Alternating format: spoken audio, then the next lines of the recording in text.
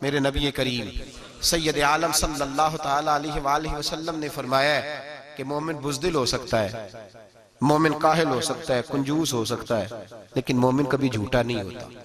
नबी पाक सल्लल्लाहु अलैहि वसल्लम फरमाते हैं जब तू झूठ बोलता है तो इतनी बदबू निकलती है कि तेरे किरामन कातिबीन छोड़ के पीछे खड़े हो जाते हैं। इतनी बदबू निकलती है तेरे वजूद से। तरबियत ही है ना।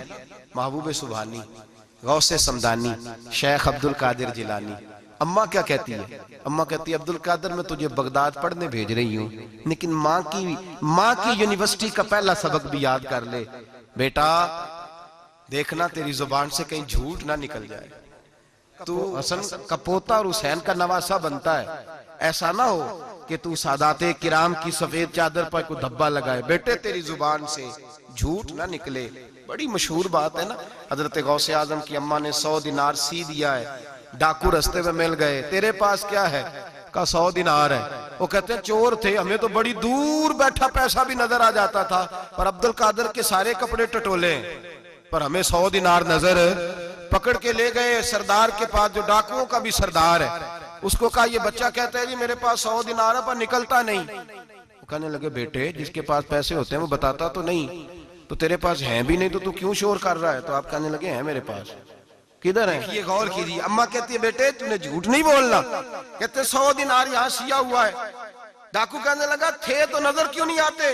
तो गौसे आजम जिलानी कहने लगे मेरे पास हैं, तुम्हें नहीं नजर आए तो अलहदा बात है। कहा किधर है? तो यूं खोल के दिखाया अपना कुर्ता बटन खोल कर, ये सिए हुए हैं।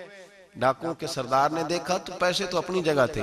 बेटे का चेहरा देखने लगा, कहने लगा छोटे से बेटे लोगों के पास होते भी हैं तो डाका पड़ जाए लोग छुपाने की कोशिश करते हैं, तूने जाहिर क्यों किए? तो हजरत गौसे आजम की सच्ची जुबान, चेहरे पे इत्मीनान की रोशनी और अम्मा की यूनिवर्सिटी से ली हुई डिग्री और बाप के इदारे से ली हुई सनद, हजरत गौसे आजम जिलानी उस डिग्री का अपना इल्म आगे तकसीम करने लगे। कहने लगे सारा कुछ हो सकता है, अब्दुल कादिर की मुंह से झूठ नहीं निकल सकता, इसलिए कि मैं मां से वादा करके आया हूं कि जिंदगी में हमेशा सच बोलूंगा, झूठ नहीं निकलेगा। और लफ्जों की सदाकत थी। 11-12 साल की उम्र, मासूमियत के जुमले ऐसे निकले कि डाकुओं का सरदार कांपने लगा, राशा तारी हो गया, पलट के उसके आंसू निकले।